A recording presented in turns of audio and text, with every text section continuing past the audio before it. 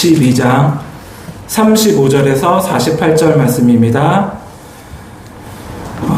누가복음 12장 35절에서 48절 신약성경 116페이지입니다. 누가복음 12장 35절에서 48절 말씀입니다. 예, 찾으셨으면 우리 교독하고요. 예, 교독하도록 하겠습니다. 허리에 띠를 띠고 등불을 켜고 서 있으라. 너희는 마치 그 주인이 문집에서 돌아와 문을 들이면 곧 문을 들고 기다리는 사람과 같으니라. 주인이 와서 깨어있는 것을 보면 그 종들은 복이 있으리로다. 내가 진실로 너희에게 이르노니 주인이 띠를 띠고 그 종들을 자리에 앉히고 나와 수종들리라.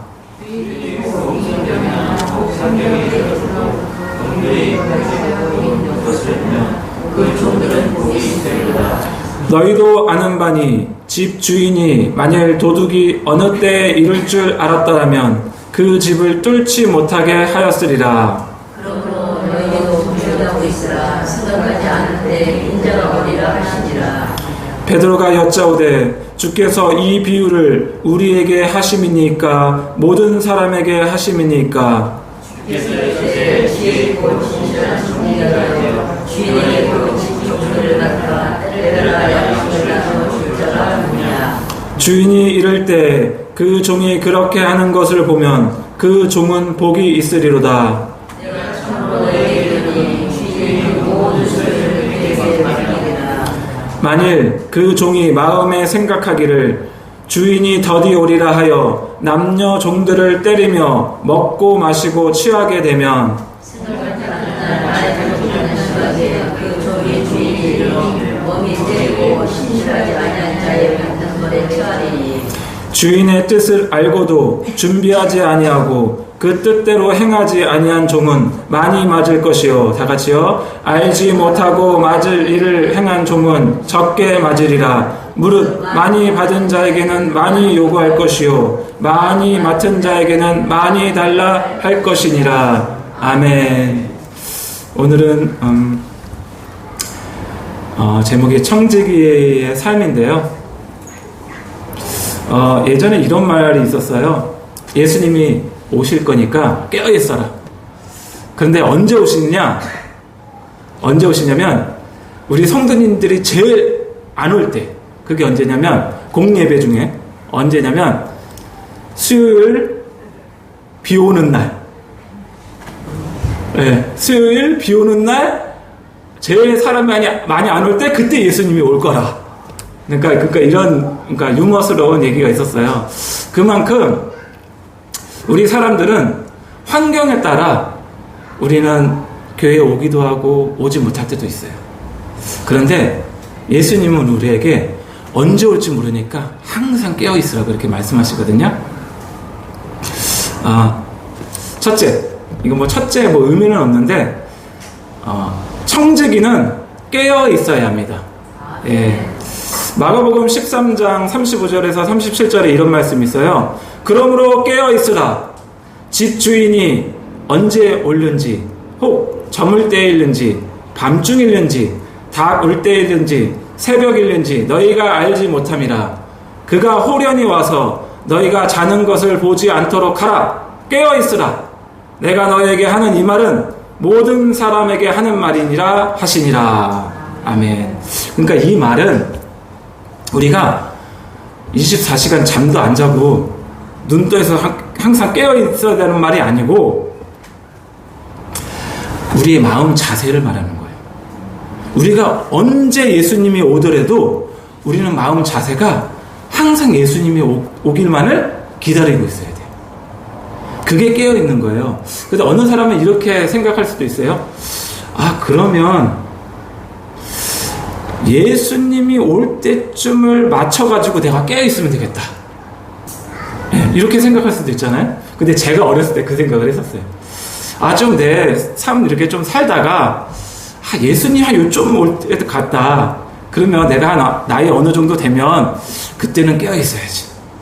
그런데 이거는 깨어있는 게 아니에요. 아까 우리 읽었죠? 언제 오는지 모르니까 저물 때이든지 밤중이든지 다굴 때이든지 새벽이든지 언제인지 모르는 거예요. 그러니까 내가 지금 깨어있지 않으면 예수님이 오실 때는 내가 그때 깨어있어야지 하면 이미 늦은 거예요. 근데 내가 그때 깨어있으려면 언제 깨어있어야 되냐면 지금 깨어있어야 돼요. 지금. 예. 지금 깨어있으면 예수님이 언제 오든 상관이 없어요. 맞죠? 지금 깨어있으니까. 그런데 내가 생각하기를 나중에 깨어야지 하면 예수님이 언제 올지 모르기 때문에 늦은 거예요. 이해되시죠? 누가복음 우리 본문 말씀 12장 38절 다 같이 한번 읽어볼까요? 본문 말씀 12장 38절 말씀입니다. 다 같이 시작. 주인이 혹 2경에나 혹 3경에 이르러서도 좀들이 그같이 하고 있는 것을 보면 그 좀들은 복이 있으리로다. 이게 그 당시 유대식으로 밤을 이게 세 경으로 나눴대요. 근데 이게 어떻게 되냐면 1경이 오후 6시에서 10시, 늦은 시간이죠. 그래도 저녁 먹고니까. 그리고 2경이 밤 10시에서 새벽 2시, 그리고 3경이 새벽 2시에서 새벽 4시를 말한대요. 근데 여기 뭐라고 그랬어요? 2경에나 혹 3경에 이르러서도 이렇게 돼 있잖아요. 그러니까 이거는 엄청 늦은 저녁인 거예요. 밤 10시에서 새벽 4시를 말하는 거거든요. 그러니까 이걸 뭘 말하냐면 항상 깨어 있어야 된다는 말이에요. 예. 낮에만 깨어 있는 것이 아니라 밤에도 깨어 있어야 되는 거예요. 그러니까 제가 말한 초두에 말씀하신 것처럼 잠 안 자고 계속 깨어 있어야 되는 말이 아니라 우리 마음이 예수님이 지금 오더라도 우리는 예수님과 같이 들려 올려질 수 있는 우리의 마음의 상태, 그걸 말하는 거예요. 그러니까 우리가 언제든 청지기일수록 우리가 청지기이기 때문에 항상 깨어 있어야 될 줄 믿습니다. 두 번째, 그리고 청지기는 준비하고 있어야 돼요. 준비하고 있어야 돼요. 우리 본문 말씀 12장 39절에서 40절 말씀인데요. 이것도 한번 같이 읽어볼게요. 12장 39절에서 40절.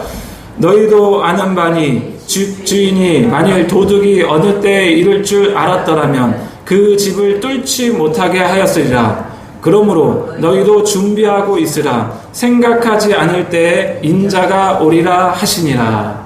그러니까 예수님은 너희 집에 지금 도둑이 들어올 거를 예상을 한다면 자고 있을 수 있느냐? 없잖아요. 거기 지키고 있을 거잖아요. 마치 그런 것처럼 예수님이 언제 오실지 모르니까 우리는 항상 깨어서 준비하고 있어야 돼요. 도둑이 우리 집에 있는 것을 모두 훔쳐가듯이 우리가 예수님이 언제 오실지 모르기 때문에 예수님이 오실 길을 예비하고 예수님 오실 길을 준비해야 돼요. 그게 뭐냐면 아까 우리 찬양 불렀죠. 신자가 되기 원합니다. 신자가 되어야 되고요. 사랑하는 삶을 살아야 되고요. 거룩한 삶을 살아야 되고, 그리고 우리가 예수님 닮은 삶을 살고 있어야 돼요. 그게 준비된 자예요. 네.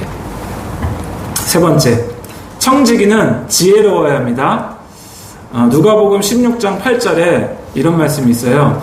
주인이 이 옳지 않은 청지기가 이를 지혜 있게 하였으므로 칭찬하였으니 이 세대의 아들들이 자기 시대에 있어서는 빛의 아들들보다 더 지혜로움이니라.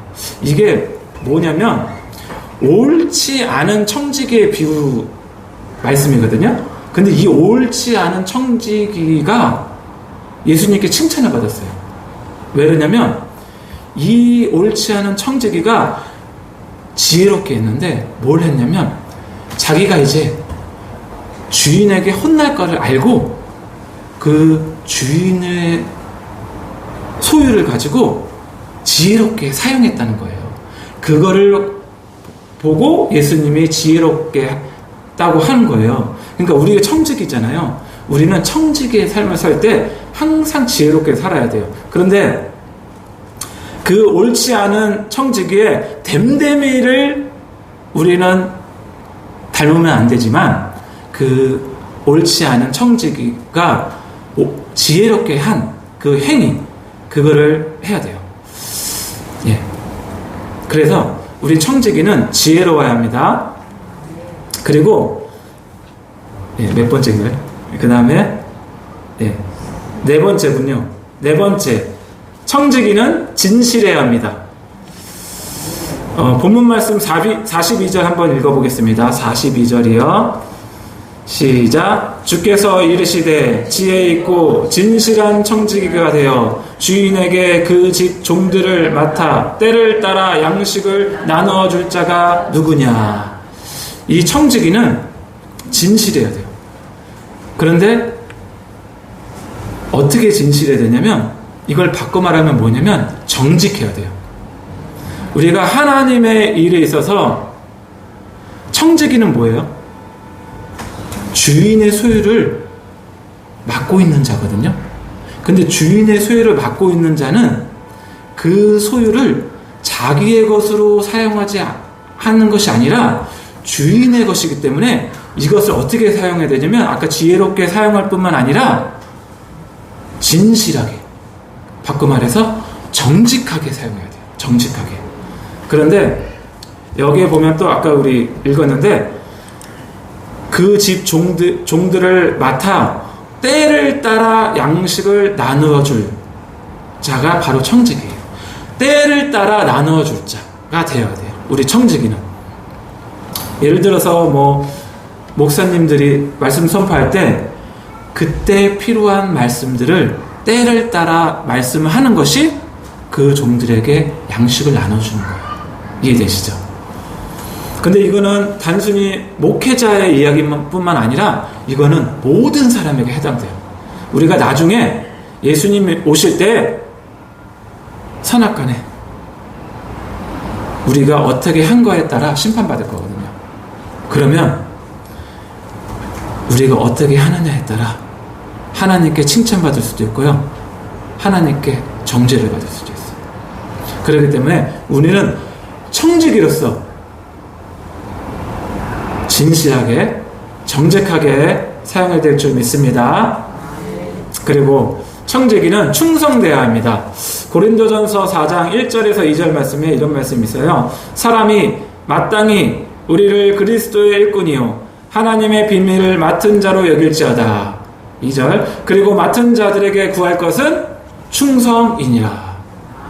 그러니까 우리는 하나님의 종, 그리고 하나님의 청지기로서 충성을 다해야 돼요. 예. 근데 여기까지 제가 말씀을 전해드렸는데요.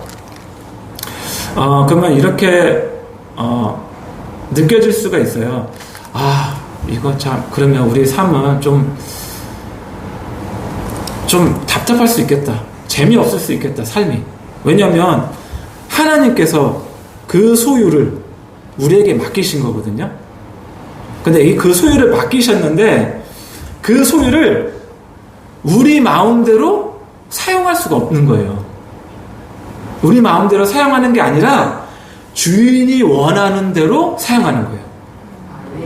그런데 그러면 이렇게 느껴질 수가 있어요. 그러면 인생 살아가는데 재미도 없고 좀 내가 하고 싶은 대로 하고 싶은데, 근데 여기에 좀 이렇게 맞는 예화일 수 있는지 모르겠는데 제가 한 예화를 들은 게 있어요.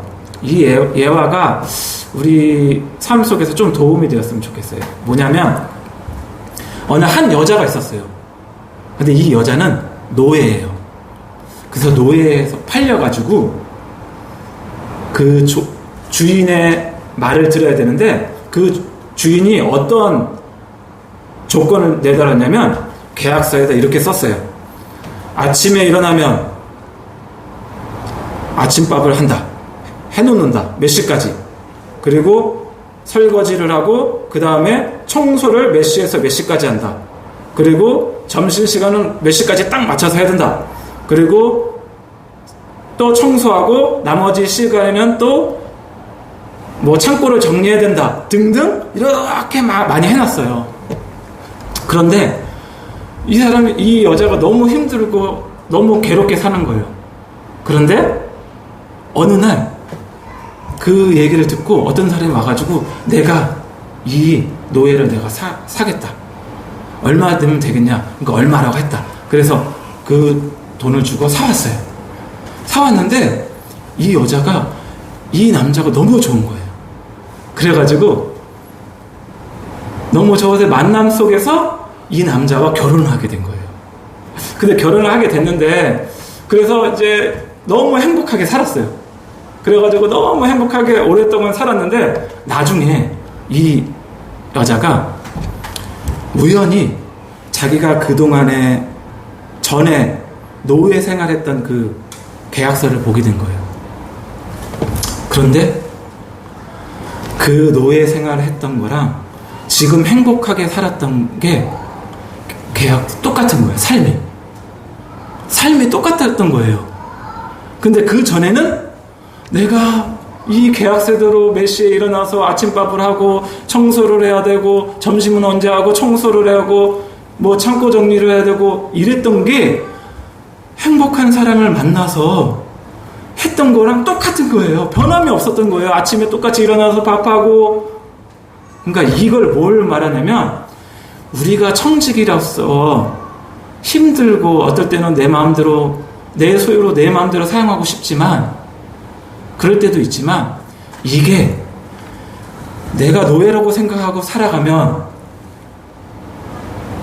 불행한 삶이지만 내가 정말 예수님을 위해서 내가 사랑하는 예수님을 위해서 그렇게 살아간다면 변함없는 똑같은 삶이지만 우리의 삶은 청직의 삶은 행복한 삶이 될 거예요. 예. 그러면 구체적으로 하나님이 우리에게 무엇을 맡겼는지 한번 보도록 하겠습니다.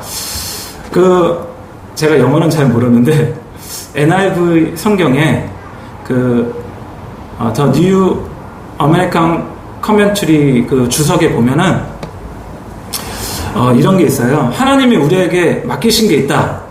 그게 뭐냐면 첫 번째 생명, 두 번째 시간, 세 번째 재능, 네 번째 재물. 근데 정말 그럴 것 같죠? 우리에게 그걸 다 주신 거예요. 청지기로서 우리에게 맡기신 거거든요. 그 네 가지를.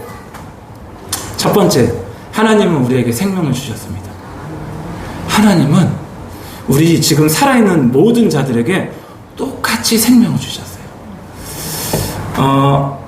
민수기 27장 16절에 보면 이런 말씀이 있어요. 모세가 이제 하나님께 이렇게 얘기하거든요. 여호와 모든 육체의 생명의 하나님이시여. 그리고 욥기 12장 10절 말씀에 모든 생물의 생명과 모든 사람의 육신의 목숨이 다 그의 손에 있느니라. 이 말이 뭐냐면 하나님께서 우리에게 생명을 주셨다는 말은 하나님께서 우리의 주인이시다는 말이에요. 우리 창세기 1장 1절 말씀에 무슨 말씀이 있죠? 태초에 하나님이 천지를 창조하시니라. 이 말도 무슨 말을 하냐면 하나님께서 모든 만물을 창조하셨기 때문에 하나님께서 모든 만물의 주인이라는 소리예요. 그렇기 때문에 하나님이 우리에게 생명을 주셨다. 그러면 우리는 그 하나님의 생명을 주신 하나님을 위해서 살아야 되는 거예요. 왜냐하면 그분이 우리의 주인이시고 우리가 그분을 위해 살아가는 목적이 있는 거예요. 생명을 주셨기 때문에. 그리고 두 번째는 뭘 주셨냐면 아까 얘기한 것처럼 하나님은 우리에게 시간을 주셨어요. 그러면 하나님은 정말 공평하세요. 여기 중에 24시간 다 시간 똑같이 갖고 계시죠? 맞죠? 여기서 23시간 갖고 있는 분 계시나요? 없죠.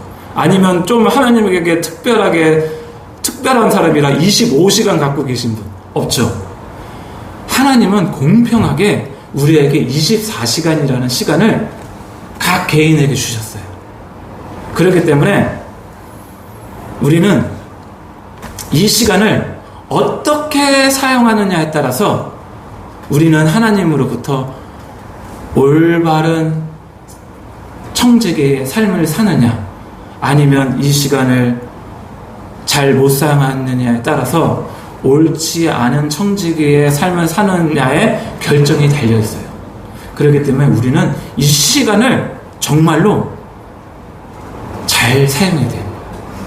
예. 에베소서 5장 15절에서 17절 말씀 읽는데요. 에베소서 5장 15절에서 17절에 그런즉 너희가 어떻게 행할지를 자세히 주의하여 지혜 없는 자 같이 하지 말고 오직 지혜 있는 자 같이 하여 세월을 아끼라. 때가 악하니라. 그러므로 어리석은 자가 되지 말고 오직 주의 뜻이 무엇인가 이해하라. 하나님께서는 우리에게 세월을 아끼라. 내가 너에게 24시간 줬지. 내 세월을 아끼라. 지금은 때가 악하니까 하나님의 뜻이 무엇인지 알고 살아가야 된다. 하나님은 우리에게 시간을 주셨습니다. 세 번째, 하나님은 우리에게 재능을 주셨습니다. 여러분들이 지금까지 특별히 다른 사람보다 더 잘하고 있는 게 있다면 그것은 하나님의 전적인 은혜예요. 그거는 하나님께서 주신 특별한 재능이고 은사예요. 그렇기 때문에 하나님께서 우리에게 맡겨주신 재능을 가지고 우리는 하나님의 영광을 위해 살아야 돼요. 그러면 여기에는 이런 요소가 또 있어요. 하나님께서 우리에게 재능을 주셨기 때문에 이 재능을 더 업그레이드 해야 돼요. 예를 들어서 이런 거예요. 하나님께서 어느 사람에게 그림을 잘 그리는 재능을 주셨다. 그러면 그 사람에게는 하나님께서 그림을 그리는 걸 주셨기 때문에 그 사람은 거기에 멈추지 않고 그 그림을 어떻게 하면 더 잘 그릴 수 있을까? 그리고 이 그림을 통하여 어떻게 하면 하나님의 영광을 위해서 살아갈까? 그리고 이 그림을 통하여 내 이웃에게 어떻게 복음을 전하고 생명을 전하고 그 사람에게 사랑을 전할까? 이렇게 더 나아가야 돼요.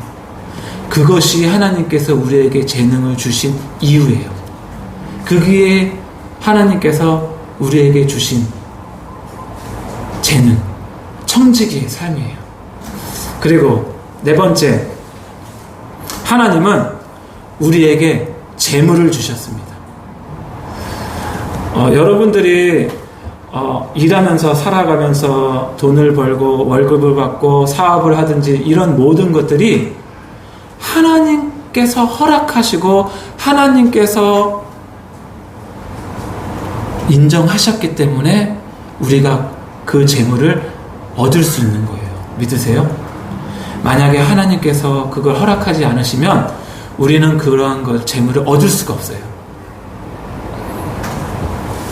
그래서 하나님께서 주신 재물을 가지고 우리는 어떻게 사용하느냐에 따라서 하나님께로부터 칭찬받는 자가 될 수도 있고 하나님께로부터 정죄를 받을 사람이 될 수 있어요. 근데 하나님의 소유권을 실제로 인정하십니까? 인정하세요? 하나님의 청지기로서 하나님의 소유권을 진정으로 인정하신다면 우리는 청지기로서 하나님께서 우리에게 재물을 맡기셨기 때문에 만약에 하나님께서 우리에게 너 소유 하나님께서 내 마음대로 사용할 수 있도록 열어두라. 그리고 내 말에 순종해라. 그럴 때 여러분들은 즉각 순종할 수 있다면 그러면 정말로 여러분들이 하나님께서 우리에게 재물을 주셨다는 것을 소유권을 인정하시는 거고요. 만약에 입술로는 정말 인정합니다 얘기했지만 하나님께서 지금 내가 마음대로 사용할 수 있도록 내놔라 했는데 순종하지 못한다면 아무리 내가 입으로 고백한들 하더라도 입으로는 고백할지 모르지만 자신의 행동으로 부인하는 것이 돼요. 그렇기 때문에 하나님의 소유권을 실제로 인정하셔야 돼요.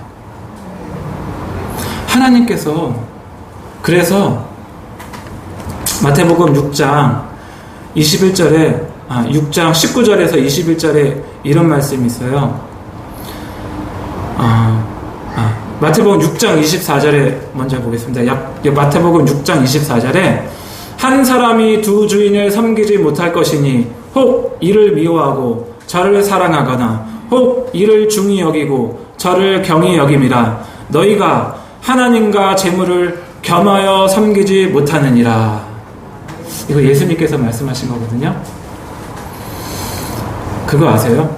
예수님께서 가장 많이 말씀하신 거는 첫 번째가 뭐냐면 하나님 나라에 대한 말씀을 가장 많이 선포하셨어요. 그리고 두 번째가 뭐냐면 바로 이 재물이에요. 재물에 대해서 가장 많이 말씀. 그러니까 두 번째로 많이 말씀하셨어요. 왜 예수님께서 그 당시에 재물에 대해서 많이 말씀하셨을까요? 예나 지금이나 우리가 물질적인 거, 돈, 재물에 대해서 취약해서 그래요. 그거에 대해서 연약하기 때문에 하나님과 겨룰 수 있는 것이 아까 마태복음 6장 24절에 얘기한 것처럼 하나님과 겨룰 수 있는 것이 바로 이 돈, 재물이에요. 재물 때문에 하나님을 놓치고요. 재물 때문에 하나님을 잃어버리는 경우가 많아요. 그래서 부자 청년이 예수님께 나오잖아요.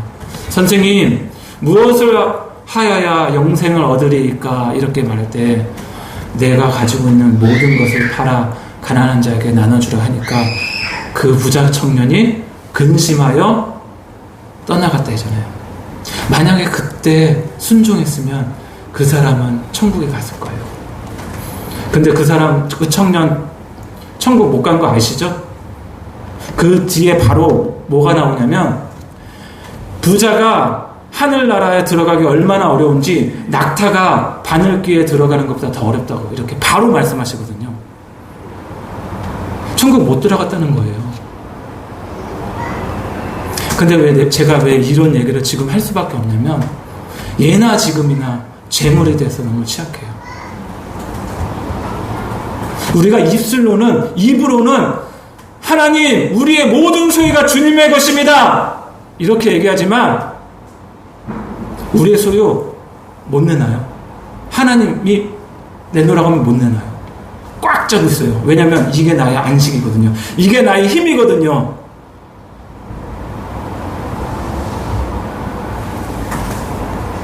근데 그거 아세요? 그거 못 내놓으면 그 부자 청년처럼 지옥에 가요.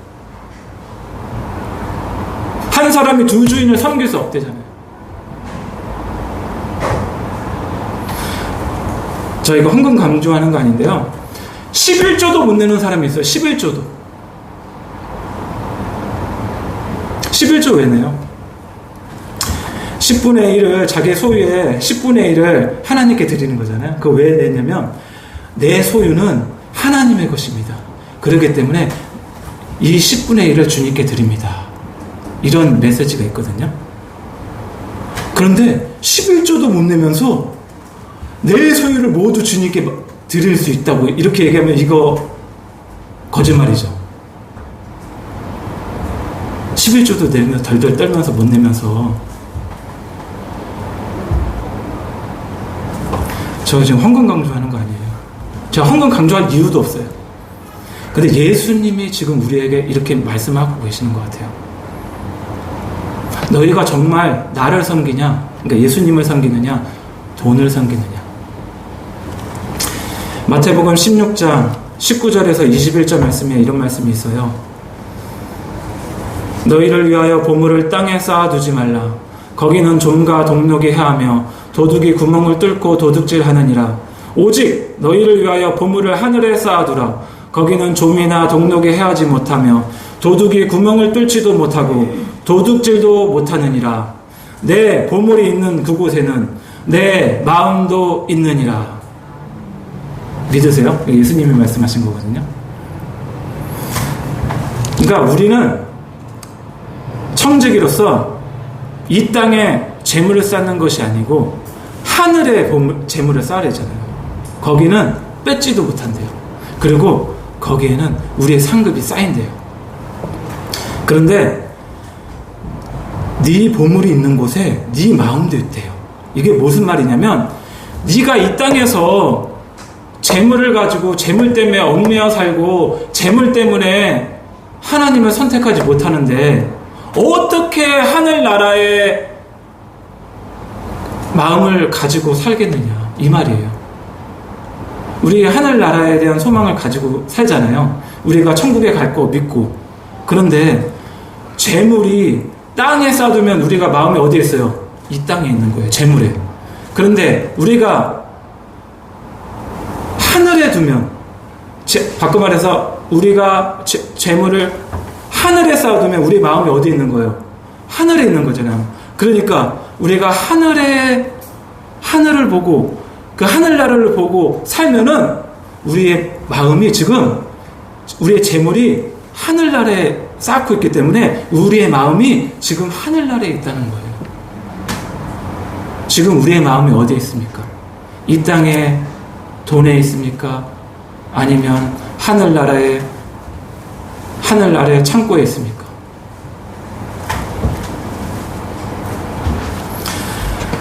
그래서 예수님께서 우리에게 강력하게 말씀하시는 거예요. 하늘나라 메시지 다음에 가장 많은 게 이 재물에 대한 메시지라니까요. 한번 집에 가서 찾아보세요. 보세요. 예수님은 우리에게 정말 사랑하셔서 말씀하시는 거예요. 사랑하셔서. 너가 이 땅에 재물을 가지고 그렇게 집착해서 살면은 하늘나라에 못 가기 때문에 예수님은 그들이 그 말을 할 때 부자 청년이 떠나갈 것도 알았고 그 사람들이 많이 따라오는 사람들이 떠나갈 것도 알았어요. 그런데 예수님은 직접적으로 말했어요. 한 사람이 두 주인을 섬기지 못한다. 우리는 청지기예요. 청지기가 뭐예요? 하나님께서 주인이 우리에게 주인의 소유를 우리에게 맡긴 거라고요.